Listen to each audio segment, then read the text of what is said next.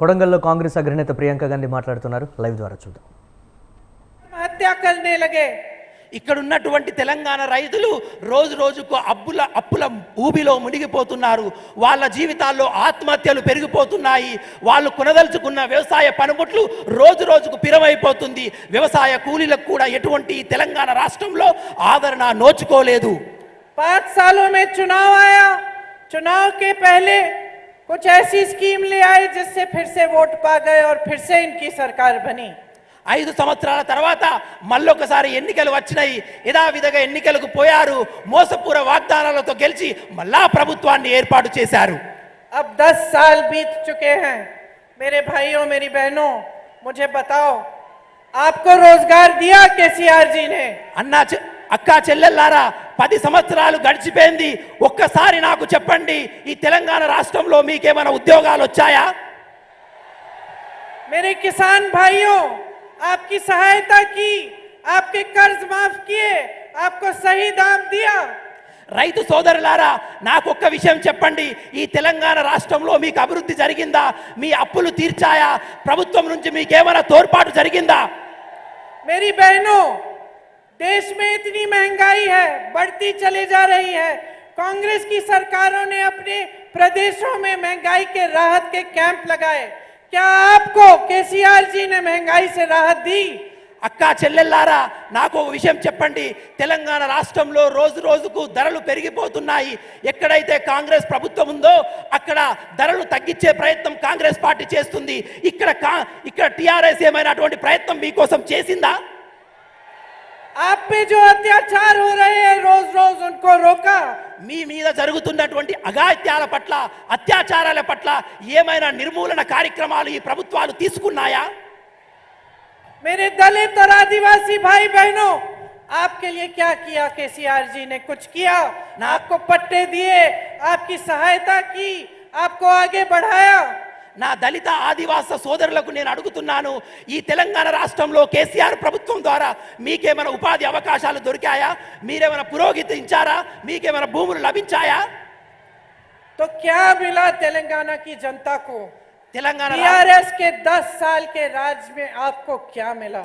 ఈ 10 సంవత్సరాల తెలంగాణ పాలనలో, తెలంగాణ రాష్ట్ర పాలనలో, ప్రభుత్వ పాలనలో ఈ తెలంగాణ ప్రజలకు ఏమి లభించింది అని నేను అడుగుతున్నాను. आपको भ्रष्टाचार मिला. हर स्तर पर एक भी ऐसा प्रोजेक्ट नहीं है तेलंगाना में जो पूरा हुआ है, और एक भी ऐसा प्रोजेक्ट नहीं है जिसमें से सारे पैसे इन्होंने खींचे और अपने मित्रों को, अपने परिवार को, अपने पूरी पार्टी को सींचा. ఈ తెలంగాణ రాష్ట్రంలో ఇప్పటికీ ఒక్క ప్రాజెక్టు కూడా లేదు. ఒక ప్రజా ఉపయోగమైన ప్రాజెక్టు ఒక్కటి కూడా కట్టలేదు. కట్టిన ప్రాజెక్టులన్నీ ధనాన్ని దోచుకొని తన కుటుంబ సభ్యులకు అప్పనంగా ప్రజల డబ్బును అప్పచెప్పే ప్రయత్నం మాత్రమే ఈ కేసీఆర్ గారు చేశారు.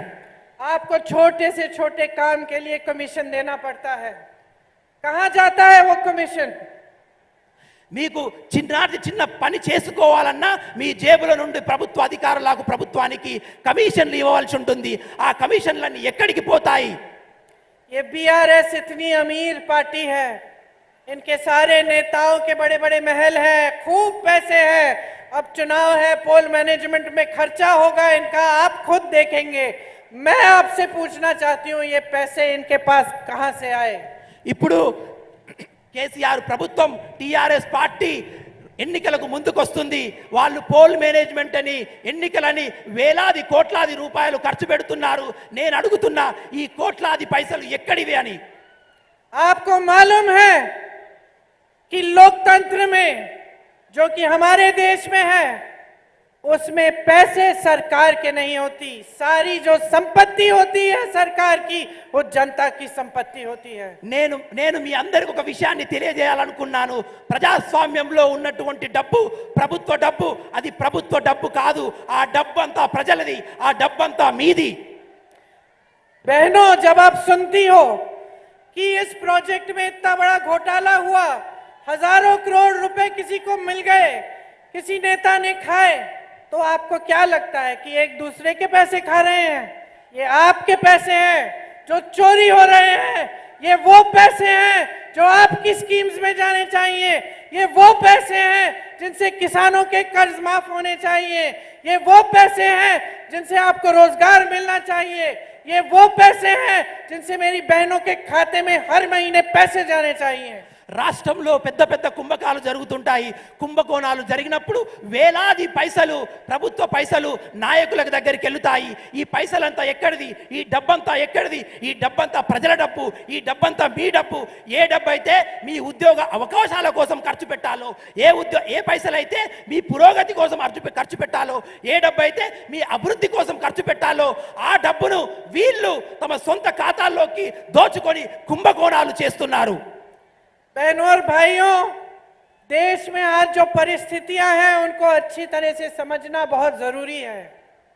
అక్కా చెల్లెల్లారా, అన్నా తమ్ముళ్ళారా, ఈ రోజు రాష్ట్రంలో నెలకొల్పున్నటువంటి విషయాలను మీరు చాలా సంక్షిప్తంగా ఆలోచిస్తూ ఉండాలి. देश में नरेंद्र मोदी जी की बीजेपी की सरकार है। దేశంలో నరేంద్ర మోదీ గారిది బీజేపీ ప్రభుత్వం ఉంది. 10 सालों से ये सरकार चल रही है। 10 సంవత్సరాల నుండి ఆ ప్రభుత్వం నడుస్తుంది. 10 सालों से यहाँ प्रदेश में बीआरएस की सरकार चल रही है। 10 సంవత్సరాల నుండి ఈ తెలంగాణ రాష్ట్రంలో బీఆర్ఎస్ ప్రభుత్వం నడుస్తోంది. आज देश की परिस्थिति ये है कि देश का किसान औसत 27 रुपए एक दिन में बनाता है और एक उद्योगपति नरेंद्र मोदी जी के दोस्त अडानी जी एक दिन में 1600 करोड़ रुपए कमाते हैं। ఈ రోజు ఈ దేశ రైతులు, ఈ రాష్ట్ర రైతులు సంపాదించినటువంటి డబ్బంతా నరేంద్ర మోడీ గారి మిత్రుడైనటువంటి అదానీ గారు రైతుల కన్నా మించిన కోట్లాది పైసలు అదానీ గారు సంపాదిస్తున్నారు.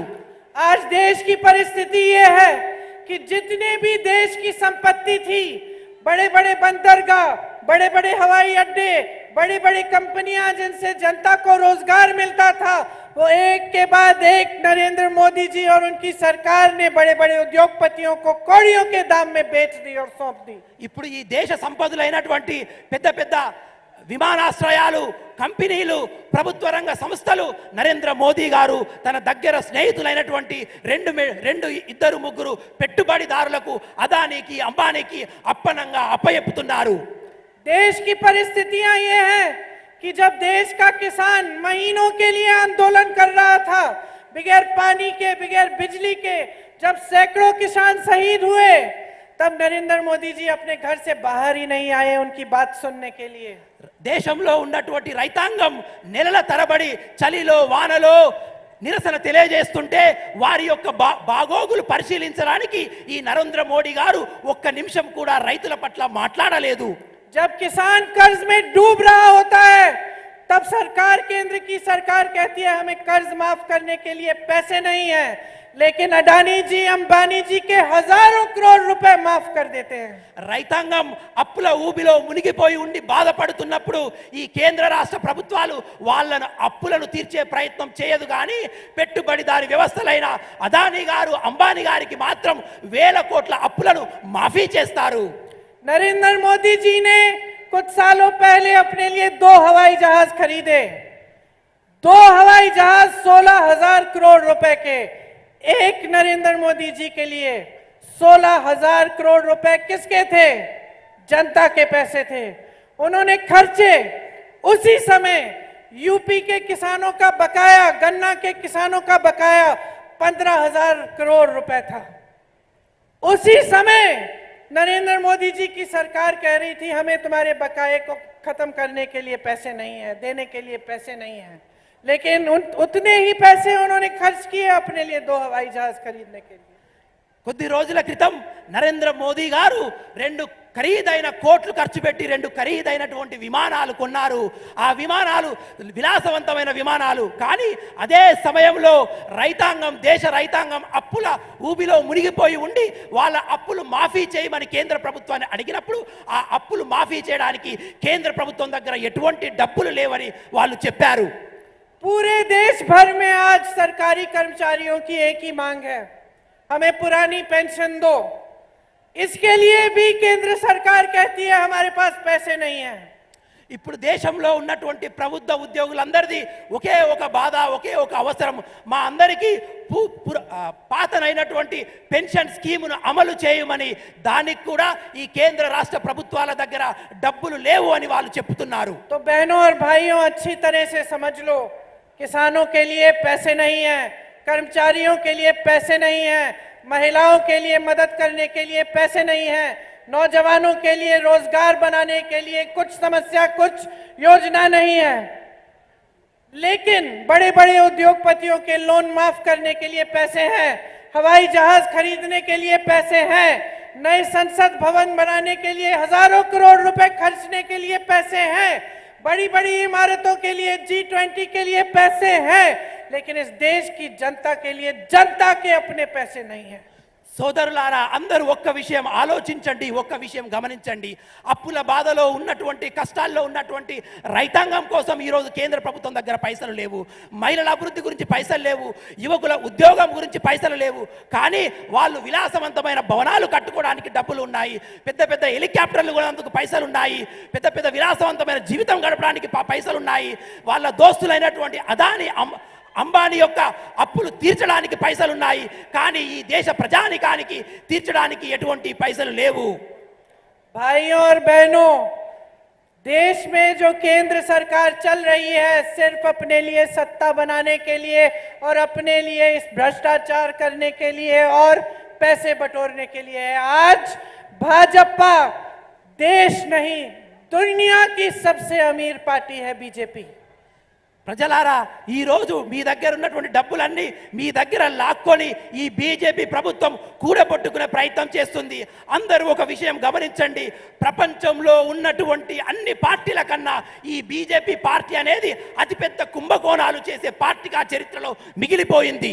ये सारे आपके पैसे हैं बहनों और भाइयों। ఈ పైసలన్నీ మీవి, ఈ డబ్బంతా మీది. तेलंगाना की सबसे अमीर पार्टी कौन सी है, बताओ मुझे। తెలంగాణలో అటువంటి అత్యంత ధనవంతమైన రాజకీయ పార్టీ ఏదో చెప్పండి సోదరులారా. बीआरएस। బీఆర్ఎస్. ये पैसे इनके पास कहां से आए? ఈ డబ్బు వీళ్ళ దగ్గరికి ఎట్లా వచ్చింది? केंद्र में बीजेपी, तेलंगाना में बीआरएस।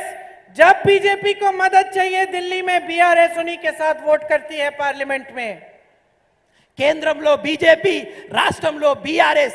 ఎప్పుడైతే కేంద్రంలో ఉన్నటువంటి బీజేపీకి మద్దతు అవసరం ఉంటుందో అప్పుడు రాష్ట్రంలో ఉన్నటువంటి బీఆర్ఎస్ పార్టీ పార్లమెంట్లో బీజేపీకి సహాయం చేస్తుంది. और जब बीआरएस को यहाँ पे मदद चाहिए होती है तो बीजेपी आके उसकी मदद करती है। ఎప్పుడైతే రాష్ట్రంలో బీఆర్ఎస్ పార్టీకి అవసరం ఉంటుందో అప్పుడు కేంద్రం నుండి బీజేపీ ఇక్కడ వీళ్లకు అవసరాన్ని తీరుస్తుంది.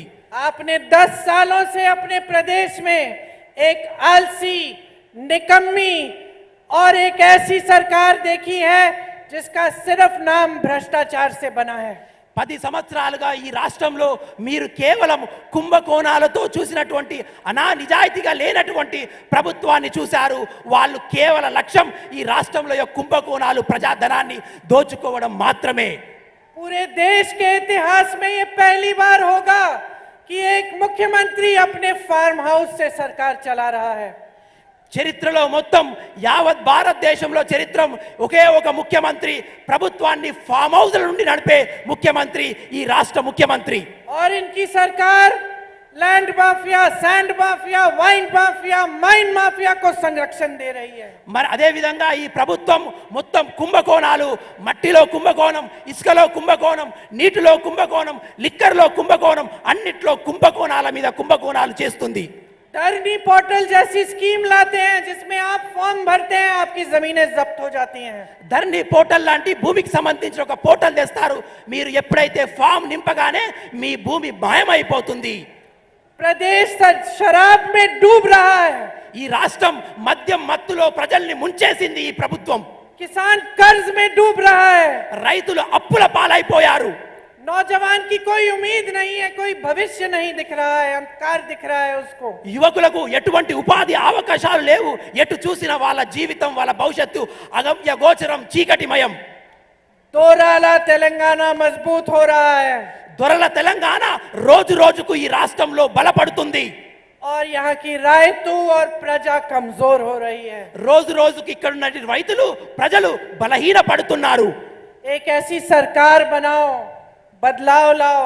ये तुम्हारा प्रदेश है, ये तुम्हारा प्रदेश है, तुम्हारे लिए मैं ये कह रही हूं। ఒక ప్రభుత్వాన్ని తీసుకురాండి. ఏ ప్రభుత్వం అయితే మీ గురించి ఆలోచిస్తుందో, మీ గురించి పాటుపడుతుందో, నేను మీతోనే మాట్లాడుతున్నాను. మీ గురించి ఆలోచించే ప్రభుత్వాన్ని ఈ రాష్ట్రంలో నెలకొల్పండి. आपके प्रदेश में जो राजनीति चल रही है वो आलस की राजनीति है। वो आपके लिए काम नहीं कर रहे हैं। वो समझ नहीं रहे हैं कि सत्ता आपने दी है। ఈ రాష్ట్రంలో నడుస్తున్నటువంటి ప్రభుత్వం మీ గురించి ఆలోచించే ప్రభుత్వం కాదు, మీ గురించి నడిచే ప్రభుత్వం కాదు, మీ గురించి పాటుపడే ప్రభుత్వం కాదు. మీ ద్వారా ఈ ప్రభుత్వం ఏర్పడిందన్న విషయాన్నే వాళ్ళు మర్చిపోయారు. रेवंत जी मंच पे खड़े हैं, मैं मंच पे खड़ी हूं। రేవంత్ రెడ్డి గారు వేదికపై నిలబడ్డారు, నేను వేదికపై నిలబడ్డాను. आप इतनी बड़ी तादाद में यहाँ आए हैं, हम आपके प्रति अपनी जिम्मेदारी समझते हैं। మీరు వేల సంఖ్యలో ఇక్కడికి విచ్చేశారు. మీ యొక్క ప్రతి ఒక్క అవసరాన్ని మేము తెలుసుకుంటాము, గమనిస్తున్నాము. हमारा और कोई धर्म नहीं है, हमारा धर्म आपकी सेवा है। మాకు వేరే ధర్మం లేదు. మాకు తెలిసిన ధర్మం కేవలం మీకు సేవ చేయడమే. ये सबसे पहला सबसे बड़ा धर्म होना चाहिए नेता का। ఒక నాయకునికి ఇదే అత్యుత్తమైన ధర్మంగా, ఇదే పెద్ద లక్ష్యంగా, మీకు సేవ చేసే అవకాశమే ధర్మంగా కలిగి ఉండాలి. लेकिन बीआरएस के नेता भूल चुके हैं ये धर्म। కానీ బీఆర్ఎస్ నాయకులు ఈ ధర్మాన్ని మర్చిపోయారు. उनको लगता है कि कुछ भी करें, वोट आपसे मिलेगा, सत्ता में रहेंगे, कमाएंगे, अपने महल बनाएंगे और वही आगे बढ़ते चले जाएंगे और तेलंगाना की सारी जनता पीछे रह जाएगी। వాళ్ళు అనుకుంటున్నారు ఎన్నికలు వస్తాయి, డబ్బులు ఖర్చు పెడతాము, పైసలు సంపాదిస్తాము, ఓట్ల కోసం పోతాము, మేము ముందుకెళ్తాము, ఇండ్లు కట్టుకుంటాము, బంగ్లాలు కట్టుకుంటాము, కానీ ఈ రాష్ట్ర ప్రజలు రోజు రోజుకు వెనుకకు పోతూనే ఉంటారని. आपकी परवाह नहीं है बहनों और भाइयों। మీ గురించి వారికి చింత లేదు. इंदिरा गांधी जी बोलती थी कि जनता से बड़ा कुछ नहीं होता और जनता में सबसे ज्यादा विवेक होता है, सब समझती है जनता।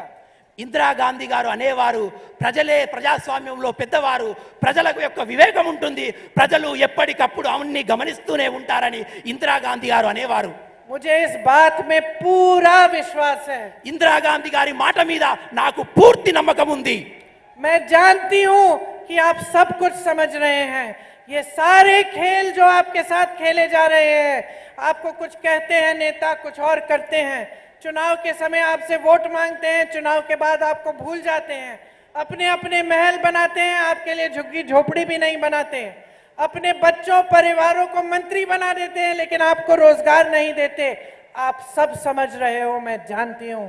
నాకు తెలుసు, మీరందరూ గమనిస్తున్నారు, ఈ రాష్ట్ర ప్రభుత్వాల ఆలోచనలు గమనిస్తున్నారు, వాళ్ళు సంపాదిస్తున్న డబ్బులను ఆలోచిస్తున్నారు, వాళ్ళు చేస్తున్న కుంభకోణాలు ఆలోచిస్తున్నారు. కానీ వాళ్ళ సంపాదనే ఉంటుంది, కానీ మీకు ఒక చిన్న గుడిసె కూడా ఇచ్చే, మీకు ఒక విద్యా అవకాశం ఇచ్చే అవకాశాలు ఈ రాష్ట్ర ప్రభుత్వం కల్పిస్తలేదని మీరు గమనిస్తున్నారనే విషయం నాకు తెలుసు. देखो, आपको जागरूक बनना पड़ेगा। మీరందరూ జాగృతి కావాలి అని నేను విజ్ఞప్తి చేస్తున్నాను. अगर आप जागरूक नहीं बनेंगे, अगर आप नेता से सवाल नहीं करेंगे, अगर आप राजनीतिक दलों को जवाबदेह नहीं बनाएंगे तो नुकसान आपका होगा।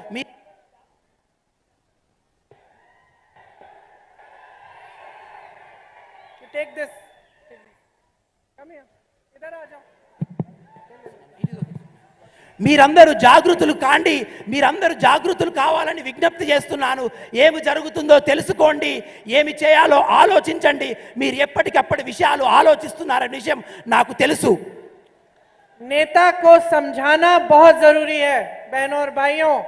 अगर नेता आपके लिए काम नहीं कर रहा है, किसी भी पार्टी का नेता हो, चाहे कल को कांग्रेस पार्टी का नेता ना हो, उन्हें सही रास्ता दिखाना जनता का काम होता है। నాయకులను ఎప్పుడప్పుడు పరిశీలించవలసిన అవసరం ప్రజలకుంది, నాయకులను ప్రశ్నించే అవసరం ప్రజలకుంది. రేపు మేము ప్రభుత్వంలోకి వచ్చాక కూడా మా నాయకులు కూడా ఒకవేళ పని చేయకుంటే మా నాయకులను ప్రశ్నించాలి. మీరు अपने बच्चों के प्रति और उनके भविष्य के प्रति आपकी सबसे बड़ी जिम्मेदारी है। ఇది మీ బాధ్యత. ఎందుకు నాయకులను ప్రశ్నించాలంటే మీ భవిష్యత్తు కోసం, మీ పిల్లల భవిష్యత్తు కోసం, మీ భావి తరాల భవిష్యత్తు కోసం మీరు నాయకులను ప్రశ్నిస్తూ ఉండాలి. इस जिम्मेदारी को गहराई से समझो। ఈ బాధ్యతను క్షుణ్ణంగా ఆలోచించండి.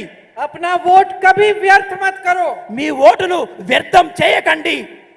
इसी वोट में आपके 5 सालों का भविष्य बंधा हुआ है। మీరు వేసే ఓటులో మీ 5 సంవత్సరాల భవిష్యత్తు నిక్షిప్తమై ఉంది. आज मैं आपके सामने खड़ी होकर जो हमारी घोषणाएं हैं वो करने जा रही हूं। मैं आपको अपनी गारंटी बताने जा रही हूं। ఈ రోజు నేను మీ ముందర నిలబడి ఉన్నాను. మేము చేయబోయే పనులు గ్యారెంటీలుగా మీకు వివరించబోతున్నాను. और मैं जानती हूं कि क्योंकि मैं इंदिरा जी की पोती हूं और सोनिया जी की बेटी हूं, आप मेरी बातों को वजन देते हैं। నాకు తెలుసు మీరు నా మాట నమ్ముతారని. నేను ఇందిరా గాంధీ గారి మనవరాలును, సోనియా గాంధీ గారి కూతురును. నా మాట పట్ల మీరు నమ్మకం ఉంచుతారని నాకు తెలుసు. आप जानते नहीं कि मेरे दिल में इसका क्या मतलब है, कि मैं अपनी जिम्मेदारी का कितना एहसास करती हूं। मुझे महसूस होता है कि अगर मैं यहाँ खड़े होके आपको झूठा वादा करूं तो उनके साथ भी गलत कर रही हूं और आपके साथ भी गलत कर रही हूं। నేను మీ ముందు నిలబడి ఒకవేళ ఏదైనా అబద్ధం చెప్తే నాకు తెలుసు నిజమే చెప్పాలని. ఎందుకంటే ఏదైనా అబద్ధం చెప్తే నా మనస్సాక్షి నాకు చెప్తుంది నేను ప్రజలతో మోసం చేస్తున్నానని. मुझे सिखाया गया है कि राजनीति का मतलब है सच्चाई, जनता की सेवा और जनता के प्रति समर्पित रहना। నేను ఏమి నేర్చుకున్నానంటే ప్రజాస్వామ్యం అంటే ప్రజలు, రాజకీయం అంటే ప్రజల యొక్క అవసరాలు తీర్చడం, వాళ్ళ తోడుగా నిలబడమే ప్రజాస్వామ్యం, రాజకీయం అని నేను నేర్చుకున్నాను. और मैं फिर भी आपसे कहती हूं कि जो बातें मैं आपके सामने कर रही हूं वो सिर्फ क्योंकि मैं कह रही हूं उनको मत मानो, अपने आप पता करो। जब मैं कहती हूं कि हमारी गारंटी है कि हम महिलाओं के खाते में 2500 रुपए हर महीने डालेंगे, जब मैं ये कहती हूं तो पता करो कि कर्नाटका में कांग्रेस ने ये गारंटी दी थी। क्या कर्नाटका में ये सच हो रहा है कि नहीं हो रहा है? खुद पता करो, पूछो अपने रिश्तेदारों से, अपने दोस्तों से जो कर्नाटका में हैं। पता चलेगा कि हाँ, ये लोग अगर कुछ कह रहे हैं, गारंटी दे रहे हैं, इसका कुछ सही आधार है, तभी अपना वोट दो। నేను చెప్పింది ఒక్కసారి ఆలోచించండి. ఊరికినే నమ్మద్దు, వివేకంతో ఆలోచించండి. ఇప్పుడు నేను చెప్తాను, కాంగ్రెస్ ప్రభుత్వం ఏర్పడ్డాక ప్రతి మహిళకు 2500 రూపాయలు ఇస్తా అనగానే మీరు నమ్మండి. ఎందుకంటే కర్ణాటక రాష్ట్రంలో మేము ఇస్తున్నాము. ఒక్కసారి తెలుసుకోండి, కర్ణాటకలో కాంగ్రెస్ పనితీరు ఎలా ఉందో తెలుసుకొని మరి ఈ రాష్ట్రంలో కాంగ్రెస్ పార్టీకి ఓటు వేయండి. तो मैं आपको कांग्रेस की 6 गारंटी बताने जा रही हूं और साथ साथ मैं आपको बताऊंगी कि ये गारंटी किस आधार पे हम दे रहे हैं और किस किस प्रदेशों में हमने पूरी की है। ఇప్పుడు కాంగ్రెస్ పార్టీ చేయబోయే 6 గ్యారెంటీల గురించి మీకు చెప్పబోతున్నాను. ఏ విషయాల పట్ల ఈ 6 గ్యారెంటీల నిర్ణయాలు మేము తీసుకున్నామనే విషయాన్ని కూడా మీకు వివరిస్తాను. ఏ ఏ రాష్ట్రంలో ఏ విధంగా ఈ పనితీరు నడుస్తుందనే విషయాన్ని కూడా మీకు వివరిస్తాను. पहली गारंटी महालक्ष्मी योजना, महिलाओं को प्रति माह 2500 रुपए उनके खाते में दिए जाएंगे। गैस सिलेंडर 500 रुपए का मिलेगा और बस की यात्रा फ्री में पूरे तेलंगाना में मेरी बहनें करेंगी। మహాలక్ష్మి అనే పథకం ద్వారా 2500 రూపాయలు ప్రతి మహిళకు నెలసరిగా ఇస్తాము. 500 రూపాయలకే మీకు గ్యాస్ సిలిండర్ అందజేయబోతున్నాము. అంతేకాకుండా నా అక్క చెల్లెలకు ఈ రాష్ట్రంలో ప్రతి ఆర్టీసీ బస్సులో ఉచిత బస్సు ప్రయాణ సౌకర్యాన్ని కలిగించబోతున్నాము. कर्नाटका में मेरी बहनों फ्री बस यात्राएं कर रही हैं। कर्नाटका की बहनें जब से कांग्रेस की కొడంగల్ సభలో ప్రియాంక గాంధీ మాట్లాడారు. ఇప్పుడు వరకు లైవ్ చూసాం.